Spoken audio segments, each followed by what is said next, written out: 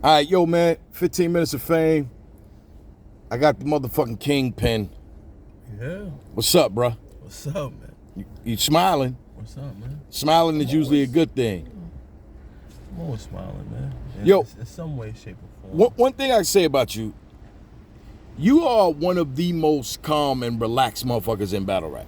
For sure. Like, even at the post interview, you know, it's like, you know, Sean was talking, Surf was talking, Jay Black, when you just standing there, you know what I mean? I like to observe. Yeah. You know what I'm saying? Right. Like, I'm one of those people that I listen twice as much as I talk. Everybody else could talk. I just observe. I listen. I absorb the energy, and you know, I speak if needed. But otherwise, You were speaking a lot today, at least for 3 rounds. 3 rounds. I did a little speaking today. Yeah. Right? Yeah. Right. Let's talk about that battle, bro. For sure. How are you feeling about the battle? I feel really good, man. Mm-hmm. It you know, it's weird. You know, I tell you almost every interview we do, man, I got a file on everybody.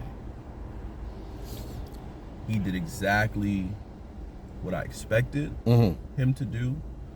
And I'll be honest with you, I thought K-Shine was good. I thought he was really good tonight. Like, I didn't think he was bad. I didn't think he was like a subpar version. I legit think, for the most part, I think he was the same K-Shine that we had seen all 2020. I think the only difference was nobody hit him back in 2020. That's how I felt. Like, him and Clips was a real friendly situation. Chess got kind of busy with him, and I think it was the second round maybe. But you know, as far as like Ehart and Pat, you know, I didn't feel like they put blood in his mouth. Like they didn't give him a fight so much. You know what I'm saying? And I think Sean forgot what that felt like. You know, I think if he forgot what it felt like to be standing across from somebody in a setting where, yeah, you can shake the room 10 times. I can shake it 11. You can hit me with 4 or 5 haymakers. I can hit you with 6. You know what I'm saying? Like, that's just my nature. So, shout out to Battle Raps Fanatic, my man Polo. You do 1, I'm gonna do 2. If you do 3, then I'm gonna do 4. That's my man. I know I fucked up his slogan, but that's what he be talking about. What it is though. But yeah, man, you know what I'm saying? So, you know, at the end of the day, you know, it really played out exactly as I predicted it was gonna play out. I crafted my angles specifically for him to rap the way that he rapped, and really, you know, my point behind all of my angles, the first round matrix thing, the second round default angle, the third round, you know, really direct angle toward him. You know, the point of all of those angles was the same. It was the same theme, it was the same message, which was basically, you're an incredible performer, and that means nothing in this room. I gave him his flowers multiple times in the battle. I called him Battle Rap's best performer. I said his performance has been amazing. We know what K-Shine does. K-Shine is electric. He's dangerous. It just matters less in this setting. And it still baffles me that people don't, I feel like they don't consider enough the settings of these battles, right? Because if Chilla Jones and K-Shine happens on Summer Madness 45 on a big stage in front of 3,000 people, people are gonna say, I probably got K-Shine winning because it's a big crowd, it's a big stage, and that's what Shine does. But then when you see K-Shine versus Chilla Jones in a small room, you would expect for people to be like, well, this is Chilla Jones in a small room, and we know what he does. Chilla Jones should win this battle. The fact that I was an underdog in a small room pissed me off, bro. Wow. It pissed me off. Are you fucking kidding me? You can have me as an underdog to B-Dot, who's an incredible pen, an incredible lyricist, who also has the same type of powers that I have in this type of room. Okay, cool. If you prefer his style, I can understand it. You're telling me that a performance-heavy battler is gonna stand in a rap-heavy setting and beat me because he has more energy. That shit don't translate like that through caffeine.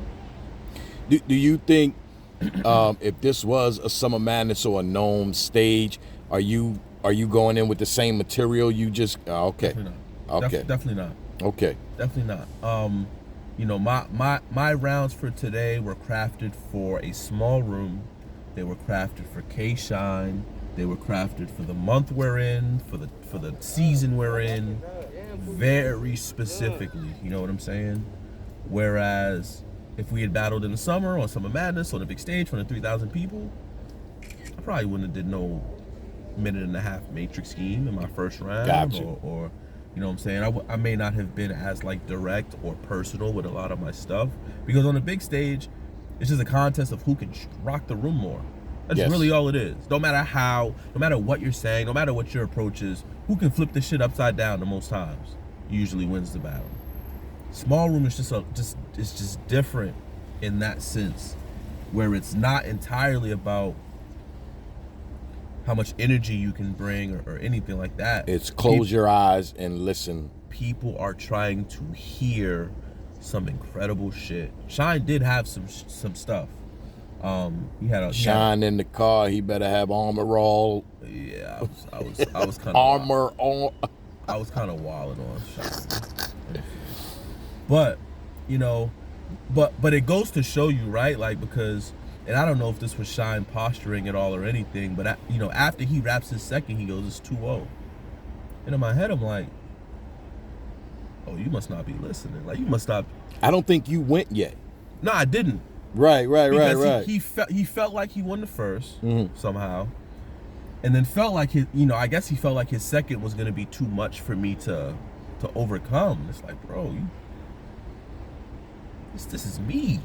Like I don't know what you thought it was or what you used to or what you think I am, but this is me. As long as I get to rap. That rebuttal might go into one of those top 20, top 10 rebuttals. You know, I don't know. Damn. It's up there. Mills just said top 5. That fucking, you look comfortable getting a wire. Oh my goodness. These are the things that you learn at King of the Dot and going these small leagues, and there's certain things that you just learn, certain things that you absorb. So that's why when you see people like JC going to all these small leagues and battling the way he used to, and then he comes back to URL, he did kind of the same thing I'm doing now. He goes on an incredible run, you know, with Chess and Trez and B-Dot, you know, it's the same thing, man. Like, as much as not being on URL or as much as not sticking with the brand can hurt you brand wise, you learn so much on the road. You learn so much in these small rooms, in these small markets. And the fans come out to see you, and you just, you know what I'm saying, you walking into a room every 2 or 3 weeks where the whole room is against you. And you're picking up different types of styles and vibes and everything, because it's white people, black people, it's foreign type of, you know, if you go overseas and you battle overseas, it's like, yeah, you pick up a lot of different things. Yeah, you know what I'm saying? And then to get to come back to URL and show off a lot of the things, like, you know, I had Shine in his rebuttal bag. We hardly ever saw Shine. Oh, that was crazy. Or try to it rebuttal. Was twice, I think he did it. Twice. He did it twice. Yep. Yeah. Get in the second. We don't see Shine do that. You don't. Yeah. And that goes to show that he felt like he needed to do that. Like, he felt like he needed to try and add that to his repertoire. And I commend the fuck out of him as somebody that doesn't do that regularly. Right. To even try to do that in a sense of saying, yo, I gotta do this, because if I don't, that could be the difference between a win and a loss. You know what I'm saying? And so it just kind of goes to show, like, for as much as people will look down upon or like frown upon my time elsewhere, whether King of the Dot or you know, wherever I've been, wherever I was, man, I came back to URL with such a well-rounded skill set that I'm getting to really show people. Like, outside of the Matrix shit in the first round, I didn't scheme for the rest of the battle. There's no schemes. It's punches, It was angles, it was substance, it was jokes, it was freestyles, it was a mix of everything. Like, yeah, of course I'm known for schemes, of course I'm the best at schemes, but like, I'm beating the best in the world without my special move. That's crazy. That's crazy. I'm beating the best niggas in the world without really like using or overdoing my special move. I'm the best ever when it comes to schemes, and I'm hardly doing them shits and wiping everybody out. That's crazy to even think about or consider, bro. So, you know, I finally feel like, especially like the reaction to the battle that I'm seeing and on social media and stuff, people are finally, I think, you know what I'm saying, finally like, we can't take nothing away from Chilla now. Like, it's, regardless of how we feel about him, he one of them ones, man. Like, and it feels good. You one of those. It feels good to like finally get people to understand and see what we've been seeing all this time. You know what I'm saying? Like, because it's hard. I'm a battle rap fan. I'm not a battle rapper fan. Yeah. You understand? Yeah. So I like battle rap. Mm-hmm. You know, it doesn't matter who it is. Yeah. If the motherfucker dope, if he's saying some fire shit, and you've always been one of those guys, but just never got your just due. Ever. You know what I mean? And I'm happy to see you getting your just